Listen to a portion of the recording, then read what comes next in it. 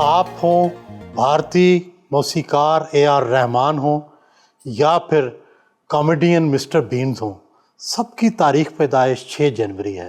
क्या आप इल्मे नजूम और सितारों पर यकीन रखती हैं?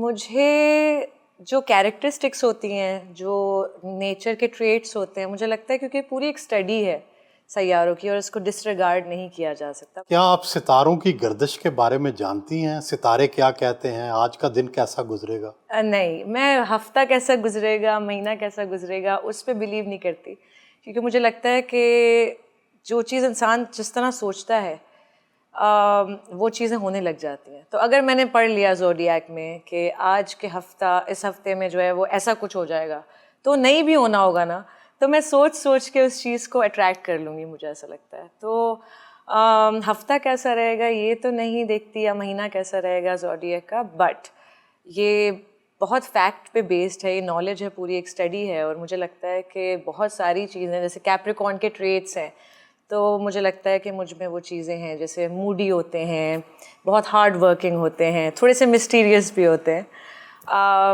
मिस्टर बीन, मैं बहुत बड़ी फ़ैन हूँ उनकी, और मुझे आपसे पता चला कि 6 जनवरी है, मुझे कभी रजिस्टर नहीं हुई ये बात, बट वो बहुत इंटेलिजेंट इंसान है। उनकी IQ जो है वो हायर देन एल्बर्ट आइंस्टाइन है, और उन्होंने इंजीनियरिंग पढ़ी कॉमेडियन बनने से पहले, और ख़ुद उन्होंने वो मिस्टर बीन वाला शो जो है वो प्रोड्यूस किया, लिखा, और एक ही कैरेक्टर होता है और वो ही पूरी कहानी लेके चलता है। तो मैं बड़ा एडमायर करती हूँ इस चीज़ को, और मुझे लगता है जैसे आपने मुझसे कहा कि मैं बहुत सारे रोल्स प्ले करती हूँ, सिंगिंग भी करती हूँ, एक्टिंग भी करती हूँ, डांसिंग भी करती हूँ। आई थिंक ये कैप्रिकॉर्न्स थोड़े से इस मामले में ब्लेस्ड होते हैं कि वो हर फन मौला होते हैं। क्या आप यकीन रखती हैं कि नज़र लगती है? बिल्कुल नज़र लगती है, नज़र लगती है। और मैं जब भी घर से निकलती हूँ, ये मेरा एक हमेशा से रूटीन है कि मैं आयतुल कुर्सी पढ़ के, दुरूद शरीफ पढ़ के निकलती हूँ और फूंक लेती हूँ अपने गिर्द, हिसार बना के, और फिर मैं। क्या आपको भी कभी नज़र बद लगी? नज़र लगती है, कभी अक्सर बीमार पड़ जाते हैं। मुझे चोटें बहुत लगती हैं शूटिंग के दौरान। मेरी कोई शूट मुझे नहीं याद पड़ता ऐसी हो जिसमें मेरे सर पे चोट ना लगी हो, या हाथ पे चोट ना लगी हो, या मैं ट्रिप ना की हूँ। तो उसे मैं नज़र ही समझती हूँ कि जब सब कुछ अच्छा अच्छा जा रहा होता है, कोई एक ऐसी चीज़ होती है जिसकी वजह से, लेकिन नज़र लगती भी है, लेकिन ज़िंदगी का हिस्सा है, ये आगे बढ़ते रहना चाहिए। भूत प्रेत और जिन्नात पर यकीन रखती हैं? नहीं, मुझे डर नहीं लगता भूत प्रेत से। ऑल्दो आई बिलीव कि वो एग्जिस्ट करते हैं, ऐसा नहीं है कि वो नहीं है, बट उनसे, हम इंसान से ज़्यादा क्या चीज़ खौफनाक हो सकती है, मुझे लगता है। छिपकली वगैरह से तो डरती होंगी, छिपकली, चूहे से? हाँ, कॉकरोच से बहुत डर लगता है, उड़ने वाले कॉकरोच से, क्योंकि वो ऐसा लगता है आके मेरे ऊपर ना बैठ जाए। छिपकली वगैरह जो है वो दीवार पे रहती है, तो उससे डर नहीं लगता, घिन आती है, बट डर जो लगता है वो कॉकरोचेस से लगता है। बचपन में दुबली पतली थी, शर्मीली थी, अब शोख और चंचल हो गई हैं। ये तब्दीली कैसे आई? मुझे लगता है मैं रिवर्स में अपनी ज़िंदगी गुजार रही हूँ। लोग बचपन में शरारती होते हैं और बड़े होके थोड़े से संजीदा हो जाते हैं। मैं बचपन में बहुत संजीदा थी, और आहिस्ता आहिस्ता अपनी मैंने शाइनेस पे ओवरकम किया बहुत। वो कैसे? वो ऐसे कि मैं ऑब्जर्वर हूँ। मैं कहीं भी बैठी होती हूँ, मैं बहुत बातूनी वैसे भी नहीं हूँ, मैं बहुत ज़्यादा ऑब्ज़र्व करती हूँ लोगों को, काम को। मैं सेट पे भी जब होती हूँ, शूटिंग कर रही होती हूँ, तो मैं, ऐसा नहीं कि मैं सीन करके कमरे में बैठ गई जाके, ऐसा नहीं है।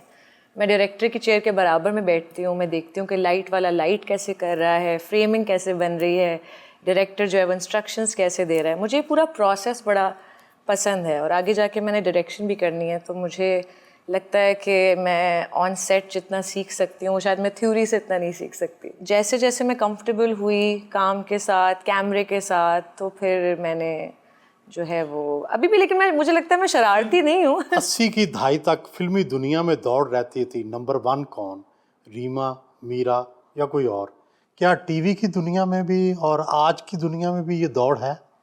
मेरे लिए, मेरी नज़र में, मैं खुद अपना कंपटीशन हूँ। अगर मैं ये देखने लग जाऊँगी कि सामने वाला क्या कर रहा है और उसके बारे में सोचूंगी, तो शायद मैं अपने काम पे ध्यान नहीं दे सकूँगी। मुझे ये चीज़ मैटर करती है कि मैं अपने कल से आज बेहतर हूँ, क्या मुझ में कोई इम्प्रूवमेंट आई है, क्या मैं कुछ जो प्रोसेस है, जो लर्निंग प्रोसेस है, उसमें मैं अपने आप को इम्प्रूव करने में, अपने क्राफ्ट को इम्प्रूव करने में ज़्यादा मेहनत करती हूँ बजाय इसके कि दूसरे क्या कर रहे हैं इसमें देखूँ।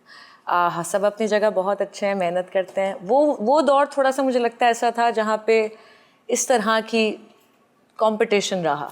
अब बहुत हेल्दी कंपटीशन है आई थिंक, और सबसे ज़्यादा अगर आप बेहतरीन जवाब दे सकते हैं वो अपने काम के ज़रिए दे सकते हैं, और मैंने हमेशा से अपने काम को अपना कॉलिंग कार्ड समझा है और उसी पे फोकस किया है। माशाल्लाह खूबसूरत हैं, और आपको खुश शक्ल ख़वातीन में भी कई नंबर दिए जा चुके हैं दुनिया में। आप ये बताएं कि आपकी कामयाबी में आपकी खूबसूरती का कितना हाथ है और आपकी अच्छी अदाकारी का कितना? आई थिंक खूबसूरती एक बोनस पॉइंट समझ सकते हैं हम उसको, कि इट डज़ हेल्प बिल्कुल, लेकिन खूबसूरती सब कुछ नहीं है।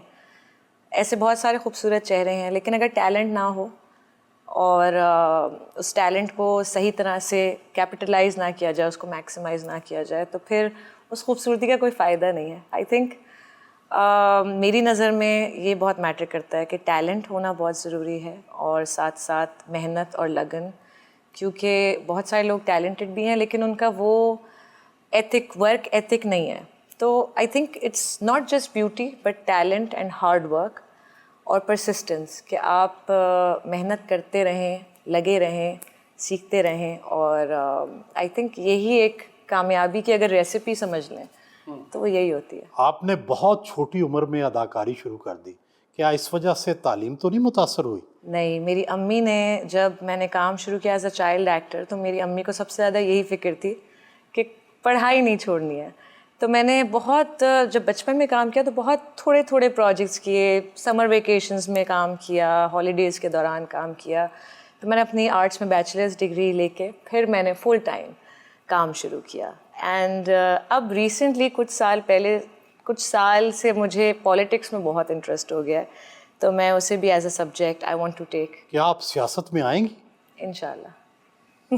क्या आप पार्लिमानी सियासत करेंगी या पार्टी सियासत? इरादा मुल्क में बेहतरी लाने का है। अब वो पार्लिमानी तरीके से आती है या अपनी पार्टी बना के आती है, वो फिर वक्त बताएगा। आपकी फिल्म पंजाब नहीं जाऊंगी को काफ़ी पजीराई मिली। ये बताएं कि कराची की एक लड़की को पंजाब के कल्चर से जब वास्ता पड़ा तो उसको कैसा लगा? मेरे लिए हर रोल जो है, मैं उसके लिए बड़ा होमवर्क करती हूँ, मैं उसके लिए प्रेपरेशन करती हूँ, मैं अपने डायरेक्टर से डिस्कस करती हूँ। मैं चाहती हूँ, कोशिश मेरी ये होती है, चाहे पंजाब नहीं जाऊँगी हो या लोड वेडिंग हो या एक्टर इन लॉ हो, जिसमें मैंने एक पारसी जर्नलिस्ट का रोल प्ले किया था, उसमें मैंने अपने लहजे पे काम किया, उस पर मैंने उसकी लुक पे काम किया। लोड वेडिंग के लिए मैंने अपनी नोज़ पियर्स कराई, क्योंकि वो पंजाब की लड़की का एक रोल था। उसमें मुझे पंजाबी एक्सेंट भी रखना था, डायलेक्ट। वो मुझे टाइम चाहिए होता है, अराउंड 1 महीना प्री प्रोडक्शन के टाइम, ताकि मैं अपने कैरेक्टर को अच्छी तरह से उसमें रच बस जाऊँ। एंड इट रियली हेल्प्स, क्योंकि फिर वो जब कैरेक्टर बन के सामने आता है तो लोग बड़ा उसको, वो बिलीवेबल बन जाता है। कहते हैं कैरेक्टर एक लिबास की तरह होता है। क्या आप लिबास की तरह कैरेक्टर को ओढ़ती हैं या वो आपके अंदर भी रच बस जाता है और फिर उसको निकालना मुश्किल हो जाता है? सच बताऊं तो लिबास की तरह पहनती हूँ, लेकिन वो कहीं ना कहीं उस हर कैरेक्टर के जो किरदार मैंने प्ले किया, उसके कहीं ना कहीं कोई ना कोई एलिमेंट मेरी पर्सनैलिटी का हिस्सा बन जाते हैं। और क्योंकि एक आर्टिस्ट बहुत इमोशनल बीइंग है, तो वो चीज़ें अफेक्ट भी बहुत करती हैं, काफ़ी अरसे तक वो चीज़ रहती है साथ। लेकिन फिर जाहिर है एज एन एक्टर मैंने ये भी अपने आप में, मैं अपने आप को कमेलियन कहती हूँ, मैं हर रूप में ख़ुद को ढाल लेती हूँ और अपने आप को एडजस्ट कर लेती हूँ। तो कुछ एलिमेंट्स रह जाते हैं, लेकिन पूरी तरह से मेरी अपनी पर्सनालिटी बहुत स्ट्रॉन्ग है, तो वो ज़्यादा इन्फ्लुएंस नहीं होती। मैं कोशिश करती हूँ कि मैं जो अच्छी चीज़ें, अच्छे एलिमेंट्स हैं अपने कैरेक्टर्स में से, वो अपना लूँ, और जो ऐसी चीज़ें हैं जो कि इमोशनली, बाज़ औक़ात तो छाप भी लग जाती है किसी ख़ास किरदार की, और वो अफराद जो हैं या वो कैरेक्टर जो है या वो जो एक्टर है, वो उस कैरेक्टर से कभी ज़िंदगी भर निकल नहीं पाता। आपके साथ तो नहीं कभी ऐसा हो? नहीं, मैंने कॉन्शियस एफर्ट किया कि मैं जब कोई किरदार करूं, क्योंकि यही होता है, चाहे आप किसी ड्रामे में या फिल्म में कोई एक कैरेक्टर करते हैं, उसी के जैसे बहुत सारे आपको रोल्स ऑफर होने लग जाते हैं। तो मैंने मेक श्योर किया कि मैं फिर एक अगर कोई कैरेक्टर कर लिया तो उस जैसा कैरेक्टर अगला ना हो, क्योंकि मोनोटनी मुझे बिल्कुल नहीं पसंद, मैं ख़ुद बहुत जल्दी बोर हो जाती हूँ। और अगर मुझे कैरेक्टर्स करनी है तो इतने सारे कैरेक्टर्स में से मैं रिपीट करने का कोई सेंस नहीं बनता। मुझे भी एज एन एक्टर जो चीज़ चैलेंज करती है, जो कैरेक्टर मुझे चैलेंज करता है मैं वो करती हूँ। उसके लिए ज़रूरी है कि मैं हर दफ़ा कुछ नया करूँ, और ऑडियंसेस भी इसीलिए मेरे काम को पसंद करते हैं या मेरे प्रोजेक्ट्स का इंतज़ार करते हैं कि उन्हें पता है कि कुछ नया होगा, पिछले से जो अगला प्रोजेक्ट होगा वो कुछ डिफरेंट होगा। And I think that is very important, एक आर्टिस्ट की ग्रोथ के लिए बहुत इंपॉर्टेंट है, वरना आप एक जगह फंस के रह जाते हैं और टाइप कास्ट हो जाते हैं। इस चीज़ से मैंने हमेशा खुद को दूर रखा।